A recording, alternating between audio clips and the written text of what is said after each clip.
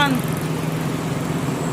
kali ini di sapunya jurnal Pacalingka, saya mau bincang-bincang dengan pemuda Papua.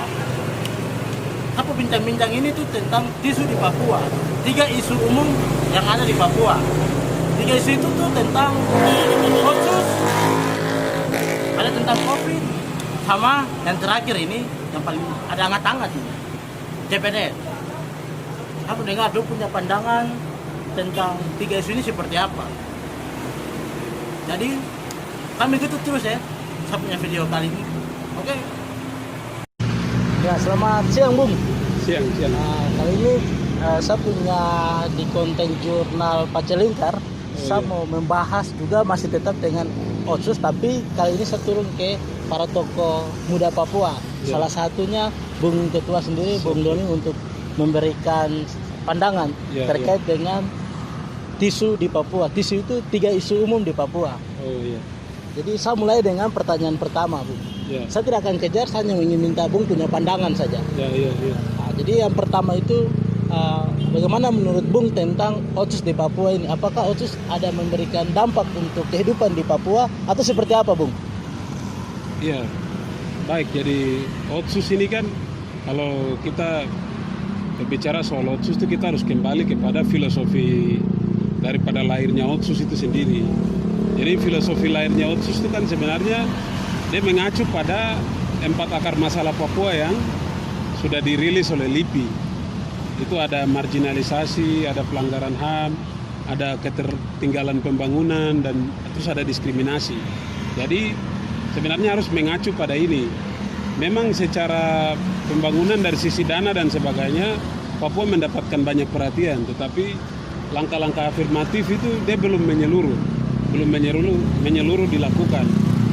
Oleh karena itu perlu dilakukan dialog secara bersama-sama dengan semua pihak di Papua, karena kelompok-kelompok di Papua ini terlalu banyak dengan masing-masing kepentingannya, ego, kepentingan dan lain-lain, sehingga semua ini perlu duduk bersama dan merumuskan sesuatu yang terbaik untuk Papua ke depan. Itu yang penting.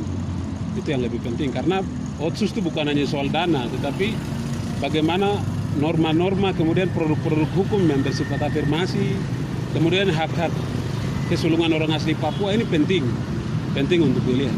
Luar biasa, Bung. Ya. Seperti saya punya komitmen awal, saya tidak akan kejar pertanyaan, Bung. Saya langsung masuk ke pertanyaan yang kedua, Bung. Ini terkait COVID, Bung. Hanya menurut Bung sendiri, apakah COVID dalam pergerakan pemuda Papua hari ini dibatasi atau dampaknya seperti apa, Bung? Sebenarnya kalau pemerintah melakukan lockdown dan lain-lain, ini memang membatasi orang untuk akses keluar masuk dan lain-lain. Tetapi khusus untuk di kota-kota setempat itu, khususnya di Jayapura, kemudian kota-kota yang lain itu normal-normal saja, seperti kita kan bisa ikuti di medsos dan lain-lain pergerakan teman-teman yang ada. Jadi sebenarnya cukup normal, masih dalam batas kewajaran, karena pemerintah sudah pasti memperhitungkan waktu, efisiensi dan lain-lain soal lockdown ini. Pertanyaan terakhir, Bung. Baru-baru ini kan Bung juga ikuti di media tentang hasil tes CPNS ini. Betul. Ini kan menjadi primadona juga untuk orang Papua. Yang saya mau tanya itu, Bung, apakah hasil CPNS ini mempengaruhi dampak bagi cara pandang, kemudian ekonomi untuk orang Papua, ataukah mematikan gerakan-gerakan yang hari ini berkembang untuk bagaimana menyatakan politik di Papua ini? Begini, sebenarnya kalau kita lihat perkembangan kita, khususnya anak-anak di Papua ya, khususnya anak-anak asli Papua ini kan orientasi berpikir untuk menjadi seorang PNS itu kebanyakan itu ada di tahun-tahun di bawah 2010-an. Kalau kami sendiri melihat ya di bawah 2010, kemudian apalagi tahun 90-an dan lain-lain, ini tidak begitu banyak pilihan untuk anak-anak Papua setelah selesai sekolah, mereka bisa itu. Tetapi dengan adanya situasi hari ini, zaman semakin berkembang, kemudian kita semakin diproteksi hak-hak. Cukup banyak juga anak-anak Papua yang bisa mengarah kepada opsi-opsi yang lain, misalnya wira swasta, ekonomi, dan hari ini kita bisa lihat saja dunia ekonomi ini banyak pemerintah juga turut mensupport, mensosialisasikan sehingga sebenarnya tidak terlalu ini. Cuma memang trennya masih gaungnya masih memang ya, karena tapi itu pekerjaan rumah untuk kita semua supaya kita bisa menciptakan lapangan kerja, opsi-opsi lain yang bisa lebih produktif, bisa lebih meningkatkan ekonomi, pendapatan daerah dan lain-lain. Nah, itu tadi saya punya diskusi tisu, 3 isu umum di Papua yang memang lagi panas hari ini, Bung. Seperti begitu, Bung. Terima kasih untuk waktunya dan salam pemuda maju jaya. Salam pemuda maju jaya.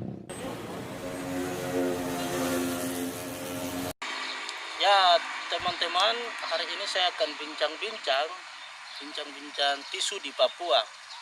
Tisu itu 3 isu umum yang sekarang lagi hangat di Papua. Dan saya ditemani oleh salah seorang tokoh pemuda Papua yang memiliki cara pandang yang teman-teman nanti akan lihat. Sis Sophie. Kita langsung saja dengan bincang-bincang tisu Papua. Jadi saya tidak akan kejar pertanyaan, Sis. Oke. 3 isu ini memiliki 3 pertanyaan. Itu mulai dari pertanyaan yang pertama.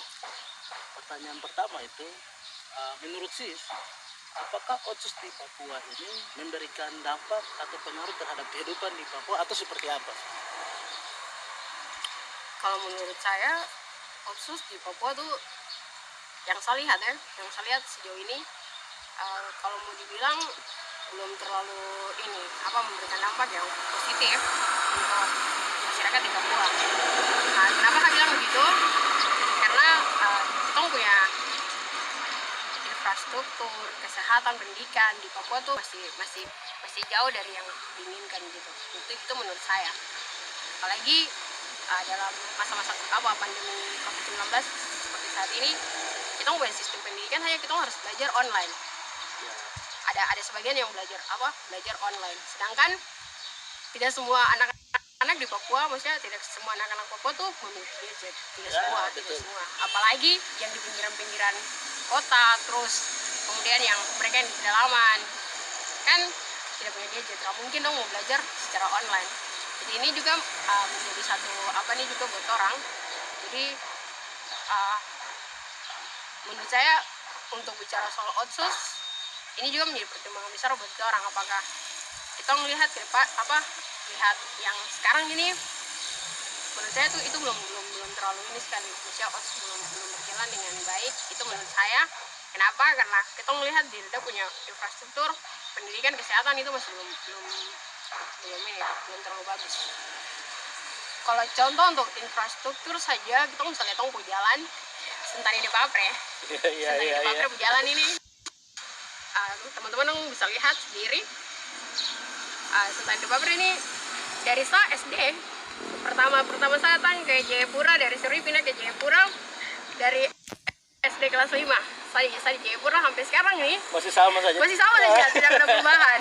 Mungkin kita bisa lihat dari Sentani ke de Papre jalan sedikit mulus, nanti ke depan batu-batu lagi, ada lubang-lubang semua sampai ke de Papre sana. Kalau jalan malam hari itu lagi bisa jatuh. Jadi kalau membicara otsus berhasil menurut saya belum, karena itu kalau infrastruktur aja dia rusak begitu, itu juga mengganggu kesehatan. Kenapa? Karena orang yang pulang balik pasar dari de Papre ke Sentani, dari Sentani pulang ke de Papre lagi, dan yang lain-lain, itu juga bisa ganggu kesehatan. Duduk lama di dalam taksi, bisa terus bisa kena jalan yang bisa itu. Jadi maksudnya kalau mau dibilang ya belum berhasil otsus. Itu menurut saya. Jadi seperti saya punya komitmen tadi, saya tidak akan kejar pertanyaan. Oke. Jadi kita lanjut ke pertanyaan berikutnya. Pertanyaan berikutnya ini tentang COVID. Jadi menurut Sis, apakah COVID ini memberikan pengaruh terhadap pergerakan pemuda, tapi juga pergerakan kehidupan di tengah-tengah masyarakat? Kalau saya berpengaruh ya. Kenapa berpengaruh? Karena orang yang biasa bekerja, kemudian dengan dihadapi dengan satu situasi seperti begini, dia akan rasa stres. Karena apa? Saya biasa kerja, saya di luar rumah, tapi sekarang saya harus ada dalam rumah dan saya harus bekerja dari rumah. Itu kan juga menjadi satu masalah juga, karena saya mau pikir pekerjaan yang ada di dalam rumah atau saya mau pikir pekerjaan yang dari kantor. Pergerakan pemuda Nah juga. itu dia. Terus seperti itu orang anak-anak muda yang selalu suka kumpul-kumpul dengan teman-teman, diskusi soal organisasi dan lain sebagainya. Di situ ya kita ruang gerak juga berkurang, usia kurang gitu. Kita mau melangkah, tapi kita harus tetap di rumah. Dan itu juga menjadi masalah juga sebenarnya buat orang. Ada bilang pemuda ada tulang punggung gereja lah apa. Jadi kayak kita orang ini ada anak muda ya. Sama contoh ya saya. Wakil ketua PAM di kayak Fatul kita mau ibadah terus bisa ibadah karena itu COVID ini. Kita mau kumpul-kumpul terus bisa juga. Ya sudah, ibadah tong jalan, ibadah pemuda tong jalan. Jadi ya mau bagaimana lagi, situasi sebegini. Berarti jadi COVID ini sangat sekali mempengaruhi ini. Sangat. Semua pula kehidupan saya masih di sendi-sendi juga. Semua sangat mempengaruhi sekali. Kita lanjut. Oke. Pertanyaan berikut ini memang lagi sedikit panas, isu yang berkembang di Papua itu tentang CPNS. Kemarin kan ada 2 hasil yang sudah keluar ya, itu kalau tidak salah di Kabupaten Jayapura sama Sarme. Dan itu ada pemalangan di 2 tempat ini, di Sarme maupun di Jayapura. Tapi yang saya mau tanya itu menurut pandangan SIS, apakah CPNS ini ketika itu diturun di Papua hasilnya itu mempengaruhi isu-isu di Papua lain atau seperti apa? Karena isu di Papua hari ini kan kita bicara politik tuh, sangat panas sekali. Jadi begitu isu CPNS turun, orang mulai mengalihkan pemikirannya tentang ini. Jadi menurut pandangan sih seperti apa? Kita di Papua dari waktu ke waktu tuh selalu gitu. Kenapa bilang selalu gitu? Karena saat kita ada bicara satu hal yang panas, seperti itu melawan Otsus toh. Kita ada bicara Otsus, terus CPNS hasil keluar lagi, orang bicara CPNS itu lagi. Jadi di situ kita kayak macam Pengalian isu ya? pengalian isu gitu. Yang tanya tong fokus di Otsus, kita pergi bicara lagi tentang CPNS. Terus yang menjadi satu pertanyaan buat saya juga, apa kita ini ada ini maksudnya yang protes ini dong juga CPNS, maksudnya masuk dalam itu juga. Terus dong pun nama terkeluar, jadi dong bicara. Saya juga tidak tahu, tapi maksudnya kan itu harusnya kan senang lah tong teman-teman dong lulus CPNS, tapi tong ada. Tapi mungkin kita rasa terterima karena kenapa dia bisa lolos berhak bisa, iya toh, sedangkan saya nilai lebih tinggi dari dia. Itu juga pertanyaan, kenapa saya nilai lebih tinggi, saya telah lolos baru dia nilai rendah tapi dia lolos. Nah itu ada apa di situ? Itu juga pertanyaan toh. Di situ itu harus berpikir positif bahwa hal ini harus terjadi di Papua, dan bukan kali ini aja, sudah berulang-ulang kali. CPNS ini memang kayak sebagai primadona untuk gitu sudah. Mungkin itu seharusnya anak-anak muda harus bisa berpikir untuk mencari peluang-peluang yang lain mungkin ya. Harus maksudnya bukan hanya CPNS saja, kita bisa cari yang lain toh. Buktinya saja sekarang banyak pemuda-pemuda yang bergerak di dunia bisnis. Sambil contoh aja kayak ada saya punya kenalan juga tapi di Pundabi Cafe, kakaknya Nugroho.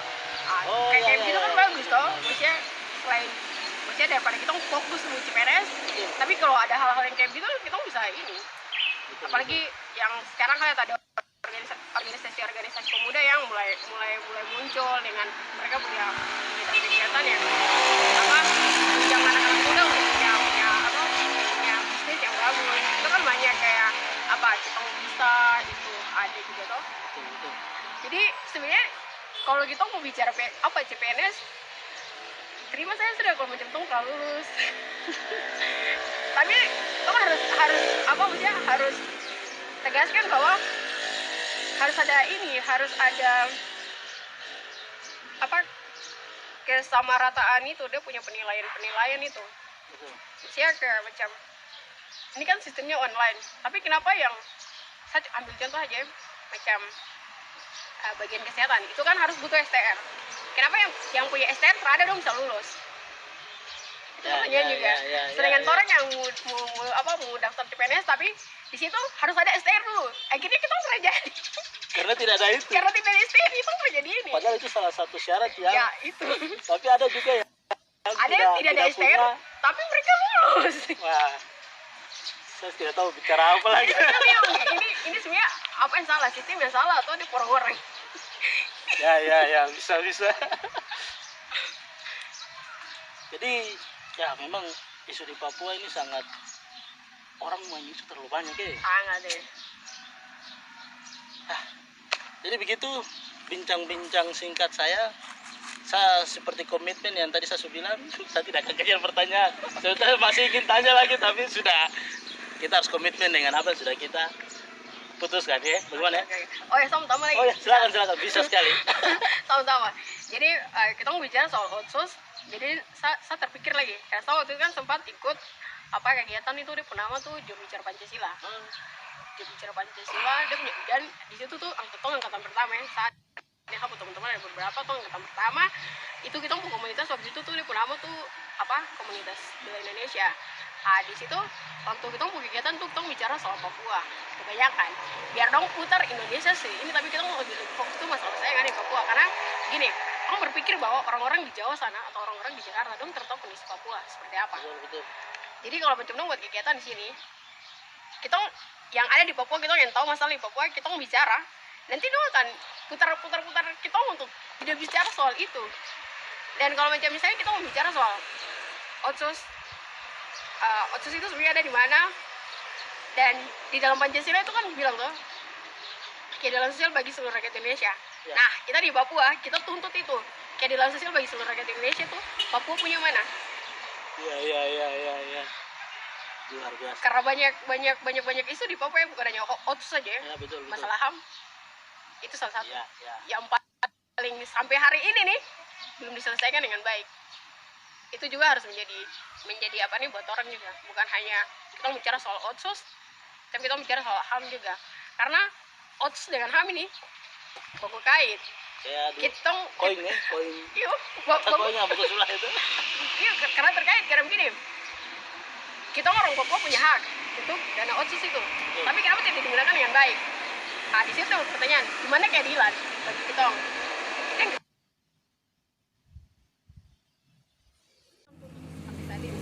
Kenapa?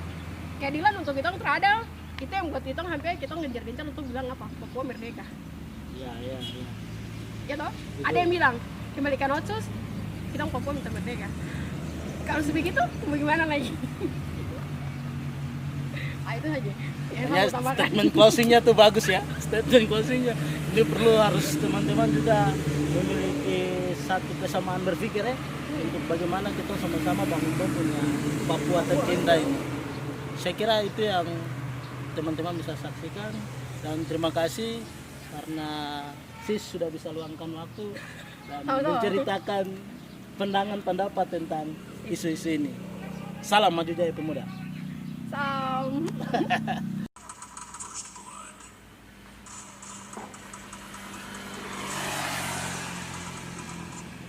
Di kafe yang kemarin kita duduk itu memang kafe kebebasan ya. Kata duduk itu anjing. Ya baik kawan-kawan, kali ini saya masih akan membahas tentang isu di Papua, 3 isu umum yang ada di Papua yang lagi naik kali ini. Cuman hari ini saya akan ditemani dengan salah satu tokoh pemuda asal Mambramo yang akan memberikan pandangan pendapat tentang isu-isu ini, yaitu Kakak Max Basiris. Apa kabar Kakak? Ya, puji Tuhan, baik. Kakak, nanti di isu ini ada 3 pertanyaan di setiap isu, dan saya tidak akan kejar pertanyaan, yang meminta Kakak punya pendapat, pandangan tentang pertanyaan-pertanyaan di setiap isu ini. Kita bisa langsung ya Kakak dengan pertanyaan pertama tentang otsus ini Kakak. Jadi menurut Kakak, apakah otsus ini memberikan pengaruh terhadap kehidupan sosial di masyarakat Papua atau seperti apa? Baik, terima kasih Menurut saya Otsus secara filosofis tujuannya adalah untuk memberikan pemerataan. Bagaimana provinsi Papua bisa maju setara dengan Provinsi-provinsi. provinsi Papua. Yang berikut memberikan proteksi dan keberpihakan terhadap orang asli Papua yang mungkin sebelumnya tertinggal, termarginalkan. Nah, itu kemudian dengan adanya Otsus ini memberikan proteksi dan keberpihakan, sehingga kita merasa bahwa ada perlakuan yang sama, ada perlakuan yang adil di negara ini. Terhadap Kita adalah bagian kesatuan dari negara ini. Jadi mungkin semangat dari Otsus seperti itu. Tetapi kemudian dalam implementasi hari ini bahwa khusus bagi anak muda misalnya itu terlalu jarang dilibatkan, bahkan sampai ke level bagaimana bicara tentang implementasi Otsus di dalam berbagai level itu sangat jarang ada anak muda. Ruang-ruang ini Iya. yang kayaknya. Ruang Otsus sudah ada anak muda hari ini, saya pikir sama sekali tidak ada. Nah, sehingga mungkin itu bisa menjadi satu hal yang hari ini anak muda lebih banyak ada di jalan, berteriak bersuara di jalan terkait Otsus, karena sangat jarang mereka dilibatkan dalam level pengambilan keputusan atau dalam hal implementasi dari Otsus itu sendiri. Nah, kemudian secara umum implementasi dari Otsus sendiri mungkin belum sesuai harapan masyarakat. Kemudian nanti yang tadi menjadi filosofis, tujuan utama itu kan menjadi indikator untuk kita mengevaluasi kembali kira-kira atau sejauh mana keberhasilan dari Otsus ini di tanah Papua. Tetapi saya melihat dari sisi anak muda bahwa memang Otsus belum banyak melibatkan anak muda, sehingga anak muda hari ini lebih banyak di jalan. Misalnya ya, ini contoh konkret dalam hal perekrutan 14 kursi. Ini kan salah satu implementasi dari kebijakan Otsus nih, 14 kursi DPRP. Itu sudah secara politik dikapen untuk orang-orang tua. Jadi kalau kita anak muda itu mungkin belum masuk dalam terjemahan itu. Artinya secara politik sudah itu jadi kursi adat, dan yang definisi adat itu pasti orang tua, tua ada. Tapi anak muda tidak. Nah, ini kan satu hal yang saya pikir harus dipikirkan ulang. Anak muda harus dilibatkan, karena anak muda pasti hadir dengan pemikiran yang lebih energik, ya kan, semangat yang baru. Kemudian anak muda tuh identik dengan visioner. Nah, kemudian itu bisa menjadi satu hal yang mungkin bisa memberikan kontribusi positif untuk keberhasilan Otsus di tanah Papua. Jadi seperti tadi saya buka komitmen, saya tidak akan kejar pertanyaan kan. Kita masuk di pertanyaan kedua kan. Ini tentang COVID kan. Menurut Cakep punya pandangan, apakah COVID ini dalam memberikan virus yang berkembang ini berpengaruh terhadap pergerakan, baik itu organisasi pemuda, pergerakan pemuda, atau pergerakan di tengah-tengah masyarakat? Bagaimana pandangan Cakep tentang ini? Ya, saya pikir sejak pandemi COVID ini terjadi, bukan saja di Indonesia tapi seluruh dunia. Nah, tentu dia punya dampak yang terjadi ini sangat signifikan. Dia mempengaruhi semua aspek kehidupan. Jadi semua aktivitas, semua kehidupan jelas terganggu. Nah, Cuma memang ada satu hal yang menurut saya adalah kepanikan yang berlebihan mungkin. Jadi pemerintah sendiri yang dengan kebijakan pencegahan yang terlalu terkesan lebih panik, sehingga itu memberikan dampak terhadap masyarakat juga ikut panik. Masuk konsumsi publik jadi membuat semua aktivitas, semua justru secara psikis, mental itu kan orang beranggapan bahwa COVID ini betul-betul satu musibah yang luar biasa. Termasuk dengan pergerakan pemuda juga ya? Termasuk dengan pergerakan pemuda, semuanya. Jadi saya pikir memang ada satu kepanikan yang luar biasa, yang itu memberikan dampak mental, psikis terhadap semua aktivitas, khusus anak-anak muda. Anak muda juga ya. Semua kegiatan jadi terhambat akibat dari ini. Tapi memang seiring waktu, kemudian kan kita banyak mendengarkan pencerahan dari para ahli-ahli, kemudian dari pemerintah sendiri bahwa COVID ini sebenarnya kan tidak se-ekstrim, tidak mematikan seperti yang antum bayangkan, bahwa dia hanya kemudian bisa menjadi berbahaya kalau ada istilahnya kombinasi ada daya tahan tubuh. Nah, setelah itu kan kita diajarkan untuk bagaimana bisa hidup berdampingan dengan COVID. Ya saya pikir anak-anak muda memang awal-awalnya sangat berdampak karena kita jam 2 tadi belum terlalu memahami tentang COVID ini sendiri. Nah, kemudian pemerintah melalui ahli-ahli banyak pencerahan tentang COVID ini. Tapi kan sampai hari ini mulai kembali kehidupan aktivitas khusus anak muda ini kembali mulai berjalan secara normal. Baik kakak, ini satu pertanyaan terakhir. Sebelumnya saya bisa izin punya dulu kan? Kakak, ini penting ini. Soalnya ini juga memberikan inspirasi nih ya. Ya silakan. Pertanyaan terakhir nih kakak. Dan memang ini lagi panas isunya nih. Selain isu dua yang tadi, itu tentang CPNS kayaknya. Oh, lanjut ya. Jadi kan kemarin di Sarmi terus hari juga di Kabupaten Jayapura ada sedikit aksi protes terkait dengan aksi yang dikeluarkan mereka.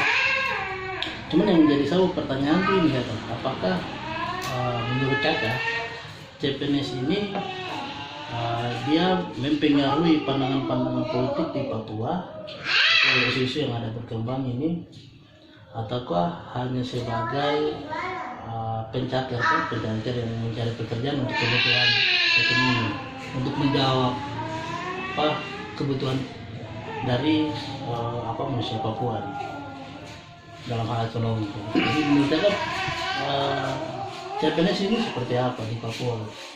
Ya, baik. Jadi yang pertama saya lihat dari sisi animo pencakar atau khusus di provinsi Papua ini kan cukup banyak sekali. Mana juga ya. Rata-rata anak muda yang baru selesai kuliah itu rata-rata punya cita-cita tuh semuanya kayak CPNS. Mereka setelah lulus semua menginginkan untuk punya pekerjaan harus kerja di negeri. Tentu itu berkaitan dengan ketersediaan lapangan pekerjaan. Mungkin hari ini bisa diakui bahwa di Papua masih cukup sulit akses terhadap lapangan pekerjaan. Akhirnya yang lebih Diminati ya. Diminati yang mungkin lebih terbuka lebar itu kesempatannya CPNS. Ya, jadi apa PNS ini masih menjadi satu lapangan pekerjaan yang cukup diminati karena mungkin persoalan ketersediaan pekerjaan masih sulit diakses di tanah Papua. Akibatnya ketika tes pertanyaan tadi disampaikan bahwa pengumuman banyak yang tidak lulus kan, kemudian ada aksi protes dan sebagainya. Nah, yang berikut begini, apa mekanisme dari seleksi CPNS sendiri ini kan menjadi satu hal yang menurut saya harus dipikirkan ulang, karena punya dampak cukup besar terhadap mentalitas dari anak muda, khusus pencegahan yang ada di tanah Papua. Kita khusus di provinsi Papua ini kan setiap ada formasi CPNS itu kemudian dengan adanya undang-undang otonomi khusus, pemerintah meminta kepada pusat untuk memberikan yang namanya afirmasi, memberikan yang namanya keberpihakan terhadap orang Papua, misalnya dalam hal kuota 80-20. Saya pikir yang disebut keberpihakan terhadap orang Papua itu harus memberikan satu dampak yang positif seharusnya, bukan negatif. Tetapi yang terjadi dalam hal keberpihakan CPNS ini menurut saya adalah negatif dampaknya, karena kita memberikan keberpihakan, minta keberpihakan, tapi dengan standar ya dengan cara kita meminta dikurangi grade atau nilai seleksi. Nah, karena dengan konotasi pemikiran bahwa standar pendidikan kualitas, mengakui bahwa hari ini Papua masih tertinggal, Papua masih menjadi daerah yang paling terbelakang, sisi SDM banyak orang masih ya kata kasarnya bodoh sebagainya. Nah, kemudian atas dasar pemikiran itu mereka minta keberpihakan dengan mengurangi standar nilai dengan kita punya saudara-saudara yang ada di luar provinsi Papua. Nah, ini kan menurut saya satu pemikiran yang justru sangat istilahnya negatif loh. Secara mental membunuh karakter mental dari anak-anak muda hari ini. Bahwa hari ini kita ini memang hari ini bodoh. Tidak, kok mau jadi PNS tidak boleh belajar, tidak boleh, karena nanti Pemda juga minta keberpihakan. Kemudian nilai juga dikurangi, ada kuota 80%, jadi kok belajar tidak belajar pasti lulus dengan keberpihakan. Jadi secara mental ini kan membunuh karakter, semangat, motivasi. Kemudian anak-anak muda yang hari ini adalah generasi yang dipersiapkan untuk masa depan tanah Papua, hari ini kan dimanjakan, di karakter kita dibunuh, sehingga kita tidak perlu lagi bersusah payah belajar bagaimana untuk mempersiapkan diri untuk masa depan Papua, karena ada yang namanya tadi keberpihakan. Jadi intinya begini, saya setuju harus ada keberpihakan terhadap orang Papua, tapi jangan dengan mengurangi nilai. Tetap standar, bahkan lebih bagus standar nilai kita harus lebih tinggi. Nah, itu menjadi motivasi, semangat bagi kita untuk anak-anak Papua harus kemudian belajar. Tetap ada keberpihakan, tapi standar harus tinggi. bagaimana orang Papua bersaing dengan orang Papua sendiri tapi dengan standar yang tinggi. Nah, kemudian itu dia bisa memicu semangat, motivasi ya. Ke depan harus lebih baik. Saya pikir begitu. Kemudian seperti saya janji saya tidak akan kejar pertanyaan. Jadi teman-teman, itu tadi saya punya perbincangan tisu 3 isu umum dengan Bung kita, salah satu tokoh pemuda Papua asal dari Mambalang Raya. Salam hormat, salam maju jaya. Oke, baik. Dalam isu-isu di Papua hari ini itu mengalami berbagai perkembangan, tapi hari ini ada 3 isu yang sangat panas di Papua. Yang pertama tentang otsus, ada COVID, tapi yang baru-baru ini lagi booming ini CPNS. Ya, hari ini saya ada bincang-bincang dengan salah satu tokoh pemuda Papua, Bung Sundi Wengkang. Ya, kita akan mendengar pandangan dari Bung terkait 3 isu ini. Tapi Bung, saya tidak akan kejar pertanyaan, Bung. Ya. Tabung nanti dari kamu punya pandangan, kita lanjut ke pertanyaan berikutnya. Jadi gimana Bung, bisa kita lanjut? Lanjut. Baik, siap. Sebelumnya Bung, sehat? Sehat. Ya, Masih pagi jadi langsung bangun minum air segar. wah, luar biasa. Baik Bung. Apalagi kan yang wawancara datang bawa kue kan enak. Oh, siap Bung. Minum juga bisa. Begitu kita masuk di pertanyaan pertama, Bung. Nah, tentang otsus, Bung. ya. Menurut Bung, apakah otsus memberikan pengaruh terhadap hidup dan kehidupan di Papua, mungkin dalam bidang politika, ekonomika, kesehatan, pendidikan, atau seperti apa? Kalau menurut saya otsus itu memberi dampak dalam 3 bidang yang tadi itu, menurut saya ada dampak.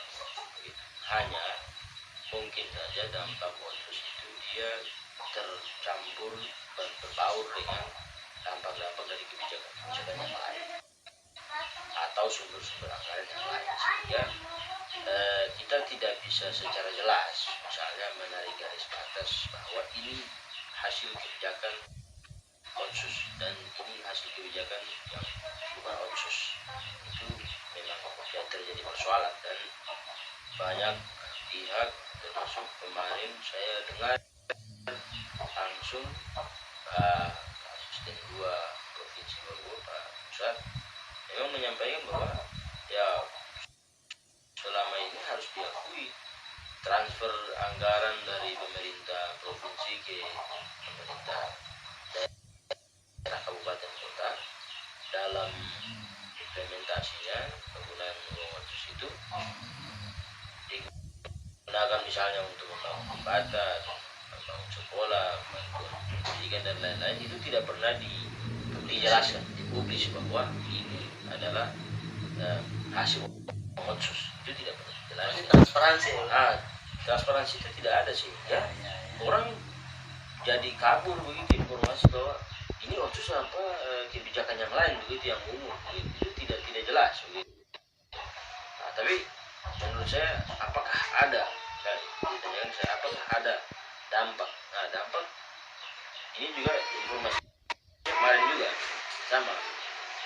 BPS Provinsi Papua memang mencatat pertumbuhan yang cukup signifikan. Bahkan saya kemarin dengar bahwa angka pengentasan kemiskinan tertinggi di seluruh Indonesia, Papua punya prestasi paling tinggi karena mengalami peningkatan sekitar lebih dari 26%. Jadi itu dimulai sekitar tahun 2004 sampai hari ini. Jadi hitung-hitung anggaran dan otsus kan baru dicairkan dan baru diimplementasikan ke daerah itu sekitar tahun 2002 ya, anggarannya. Nah, 2002 dihitung sampai dengan hari ini, menurut data BPS angka pengentasan kemiskinan paling tinggi itu dari 26%, dan itu apa namanya yang tertinggi di seluruh Indonesia, Papua. Nah, kalau ditanyakan, ya, tadi kan kita di Papua ini kemiskinan paling tinggi ya, karena memang kita sekarang miskin. Ya, jadi kenaikan kita walaupun tinggi itu tetap tidak mengubah ranking apa namanya angka kemiskinan sedunia. Ya, tapi secara kenaikan kita mengalami kenaikan yang sangat tinggi. Bukan kenaikan, penurunan yang sangat tinggi. Jadi kalau menurut saya itu dana otsus atau kebijakan otsus sangat berdampak. Gitu. Kita banyak dengar misalnya kebijakan afirmasi soal pendidikan, soal pekerjaan, dan satu, saya sendiri pernah jadi pasien di rumah sakit AB. Saya tidak tahu mungkin di rumah sakit daerah seperti apa tadi. Di rumah sakit AB saya jadi pasien dan harus opname lebih dari 2 bulan. Itu sekitar 2 bulan 3 minggu, ya kurang 1 minggu saja 3 bulan. Semua pembiayaan saya di rumah sakit itu ditangani dengan apa namanya kartu Papua Sehat KPS. Dan itu gratis. KPS itu dari otsus ya? Dari otsus itu gratis selama 3 bulan. Saya nggak mungkin biaya beli air minum ya di meja. Untuk kebutuhan yang lain-lain, makanan dan tapi untuk biaya operasi, obat dan segala macam sudah ditanggung oleh KPS. berarti memang memberikan dampak sekali. Ya, menurut saya itu berdampak. Hanya Kurang transparan. memang mungkin dia tidak semaksimal yang diharapkannya orang. Tapi kalau berdampak, menurut saya berdampak. Kira-kira begitu. Kalau pertanyaan yang pertama saya. Seperti satu komite tidak akan mengajar pertanyaan. Sebetulnya menarik tapi Silakan. Kalau memang itu bisa dikembangkan ya kita akan lebih bagus. Tapi saya lanjut ya pertanyaan. Ya. Ini tentang corona. Nah, Bagaimana dampak virus corona terhadap pergerakan organisasi pemuda di Papua dan mereka? Mungkin ada inovasi atau tips untuk pemuda tetap eksis dalam berbagai pergerakan menurut Bung sendiri. baik. Kalau ini kan saya pikir kita cukup mengikuti perkembangan saja. Ya. Misalnya pada saat pandemi ini terjadi dan kebijakan pembatasan sosial dilakukan, ya kan kita tahu begitu banyak instansi pemerintah, organisasi, segala macam. Kemudian beralih mencari cara misalnya dengan melakukan virtual meeting dan segala macam. Jadi ya saya pikir kita sebagai kelompok pemuda juga seharusnya harus mempelopori gerakan semacam itu gitu. Seharusnya kita tidak boleh tertinggal gitu. Takut dengan dengan alasan bahwa karena situasi pandemi kita tidak. Padahal sebenarnya kita seharusnya yang lebih dulu di situ gitu, lebih dulu pergerakan. Menunjukkan bahwa kalau kita dibatasi secara fisik ini ada solusinya, misalnya virtual meeting dan lain-lain gitu. Nah, tapi saya pikir ya mungkin juga kita terbatas secara fasilitas dan lain-lain seperti itu. Itu mungkin tantangannya seperti itu. Tapi kalau apakah pandemi ini berpengaruh terhadap gerakan pemuda menurut saya sangat berpengaruh, sangat berpengaruh. Karena kan ya organisasi muda ini kegiatan tatap muka, kegiatan di lapangan, dan itu kita benar-benar terhalang dengan situasi pandemi. Apalagi Bung juga salah seorang tokoh yang melakukan pergerakan. Enggak sih. Kita geraknya gerak senam pagi.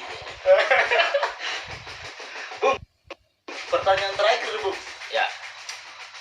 Ini tentang isu yang hari ini lagi panas nih Bung, hasil CPNS nih Bung.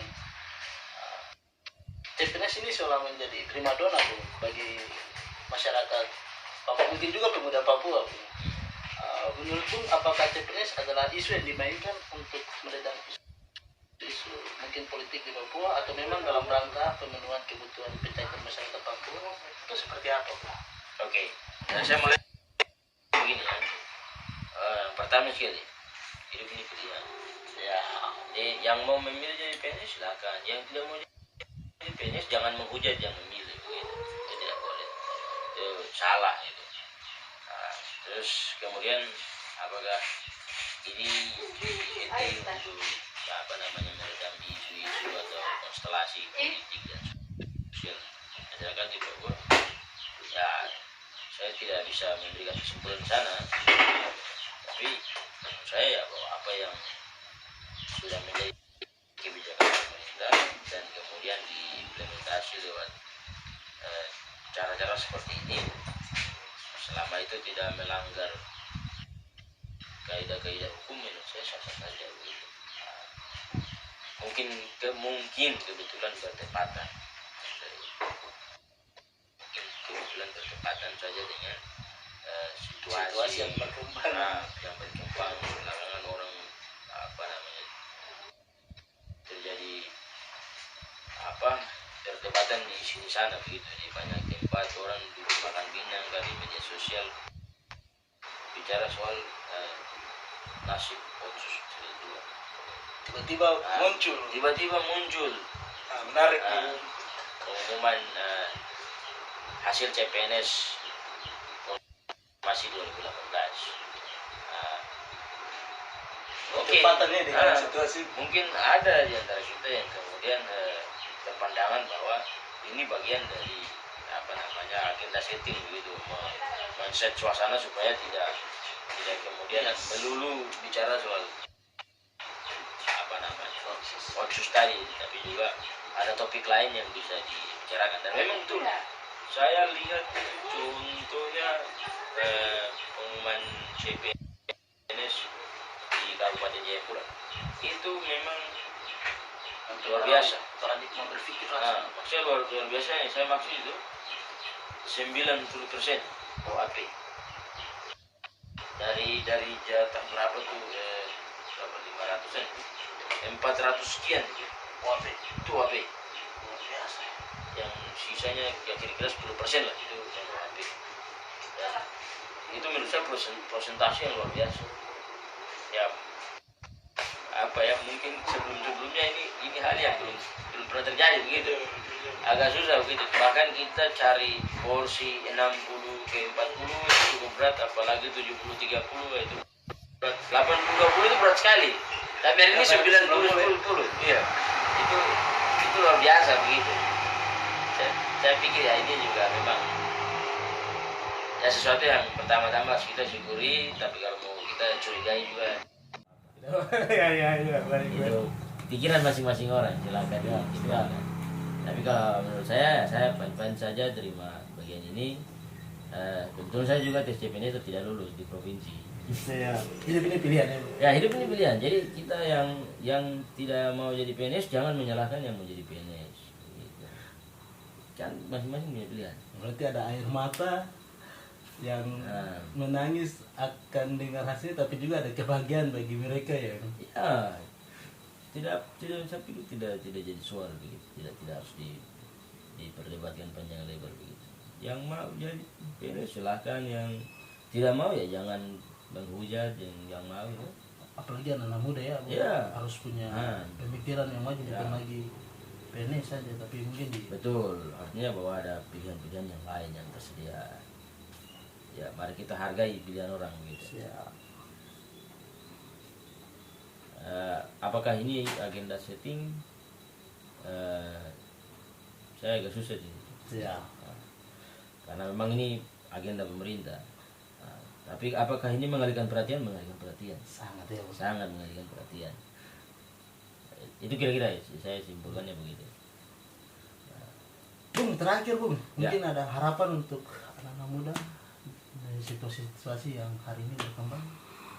Kalau saya secara pribadi berharap kita kelompok pemuda sekali lagi ya, kita bergerak progresif dalam situasi ini begitu, bahwa saya bahkan berencana mau membuat esai opini saya itu, saya lagi pikir-pikir kira-kira kerangkanya seperti apa.